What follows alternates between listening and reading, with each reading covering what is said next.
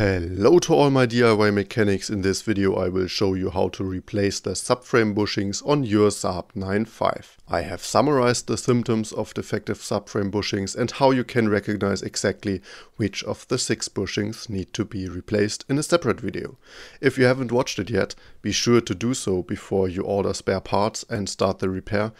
I have linked it in the top right corner now and in the video description. There are a few things to be aware of. You should also watch my video on how I made my own press-out tool for the subframe bushings before the repair, which is super helpful as it saves us a lot of annoying work. I'll also link it here at the top and in the video description. So, now that you are well informed, let's start with the repair. Just one last note, this video is only intended as assistance and is not an instruction. I am not liable for any damage to the vehicle nor injuries. To start with, the car has to be jacked up at the front on both sides, because the wheels are suspended from the subframe and without both wheels in the air, the subframe is still under tension. We can also benefit from every centimeter of space under the car. Of course, secure it against rolling away first. If you have a lifting platform, this will of course make the repair much easier, but it also works like this. I placed the car on 2 sturdy wooden blocks, as jacks or simple stands would clearly be too dangerous here, because most of the repair has to be done lying under the car. Then I removed the front wheels. Let's start with the rear subframe bushings, as these are probably also defective on your Saab. I put some cardboard on the floor so that I can slide under the car and out again more easily. These are the 2 screws for the rear subframe bushings. You can simply unscrew them, nothing will happen, the subframe is still bolted at 4 other points. Then you can remove these 4 smaller screws and remove the 3 parts of the bracket. Be careful here that it doesn't fall on your head. When the brackets are removed, you can already see the subframe bushings and, depending on how much the inner part of the bushing can move, the extent of the damage. Good thing we are replacing them now. It's time to. To gain a little more space to work, we can remove the bolts of the center subframe bushings and at least loosen those of the front ones. The middle bolt is 20 mm, at least on my vehicle, an unusual size. I first had to buy a suitable socket. The front ones are then 18 mm like the rear ones.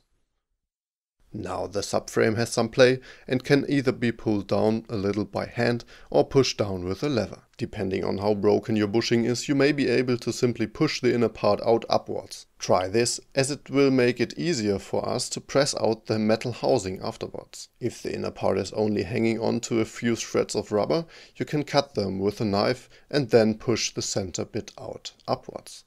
If the inner part is still too tight, you have 2 options. Either you can take a round cutter drill bit with a diameter of around 30 mm and drill through the rubber that attaches the inner part to the outer metal ring. The drill must have a cutting depth of at least 28 mm to be able to drill completely through the bushing, preferably a little bit more.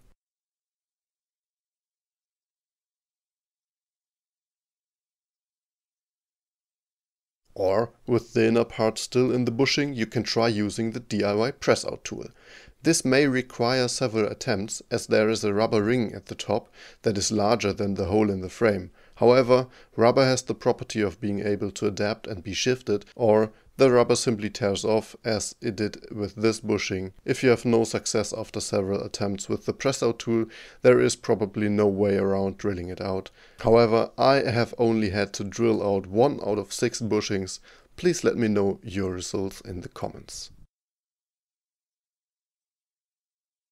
Now let's take a closer look at how to use the press-out tool, regardless of whether the inner part of the bushing is still attached or not. First, place the 2 fitting washers on the bushing, then insert the screw. It may be necessary to push the subframe downward a bit to create enough space above it. Now, counter from below with the counter plate and the counter nut.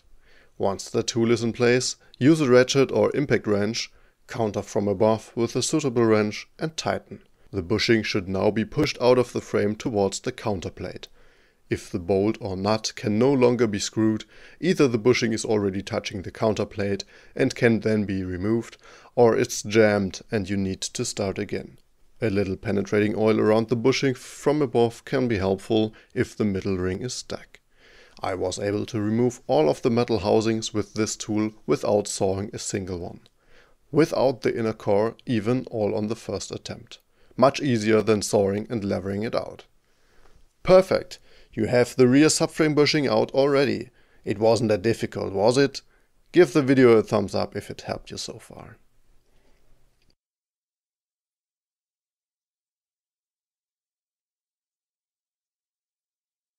As already shown in my video on diagnosing defective subframe bushings, all 6 of my bushings were defective. So let's continue with the center ones. If you only need to replace the rear 2, skip ahead to minute 7:47 to see how I reinstalled the new bushings. With the center subframe bushings, the inner core was still too attached to push it out, but I didn't drill it out either, I simply pressed the bushing out as a whole. As we don't have a metal housing here but a plastic surround, this is a little easier to remove. As mentioned in my video on how to make your own DIY press out tool, you need a spacer ring for the center bushing that is about as long as the bushing, so around 35 mm. I used a wooden one here. The procedure with the tool is actually the same. Washer on the bushing, screw through. You may need a different screw length for the center bushing, depending on how long your spacer ring is. Spacer ring, counterplate and the nut again. Screw from below, counter from above. If the screw and nut can no longer be screwed, the bushing can be pulled out by hand.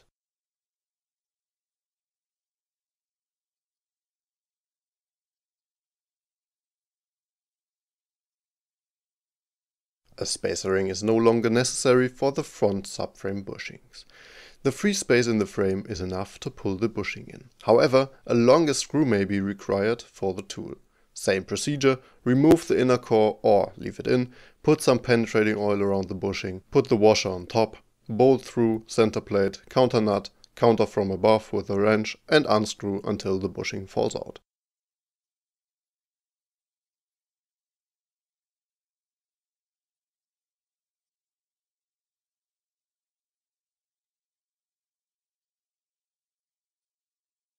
To access the front subframe bushing on the passenger side, this plastic cover must be removed.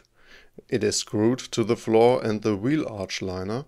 Once all the screws have been removed, the cover can be carefully taken off.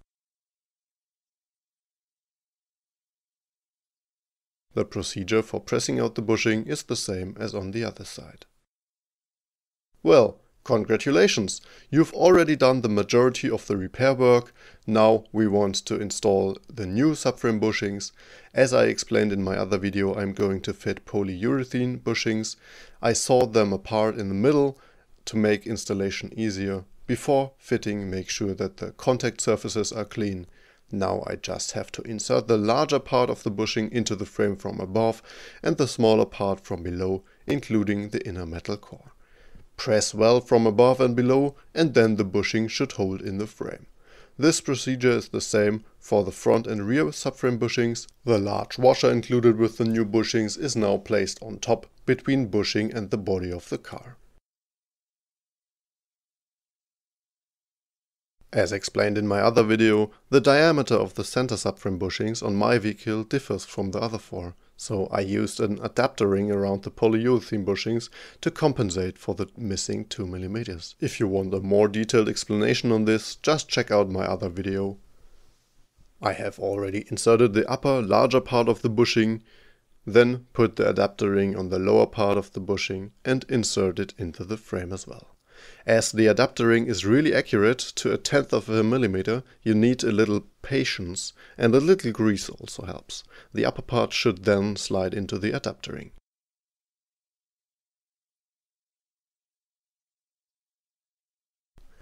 Put the washer on top, screw in the bolt, and that's it. I first tightened all 6 bolts hand tight. Remember before you screw in the rear bolts that these holders have to be reattached first. Then also double check that you have inserted the center core in each bushing and have the washer on top. Then you can tighten the screws with 100 Nm plus 45 degrees. Well, you have successfully replaced the subframe bushings on your Saab 9.5. Congratulations! Now you have to get an alignment in the workshop, because replacing the subframe bushings has definitely affected the alignment. A little tip beforehand to save the workshop time and therefore save you money: spray the counter nut between the tie rod and the tie rod end with penetrating oil, loosen it and make sure that everything can be turned. I'll link the video on replacing a tie rod end so you can see exactly what I mean. Now I'm really curious to hear what you think about the new driving experience, whether you're as enthusiastic as I was. Be sure to let me know in the comments. Also, if anything is still unclear or you have any questions, please drop me a comment. Then I hope this video was helpful. If so, I would be really happy about a thumbs up and a subscription, and then I'll see you next time.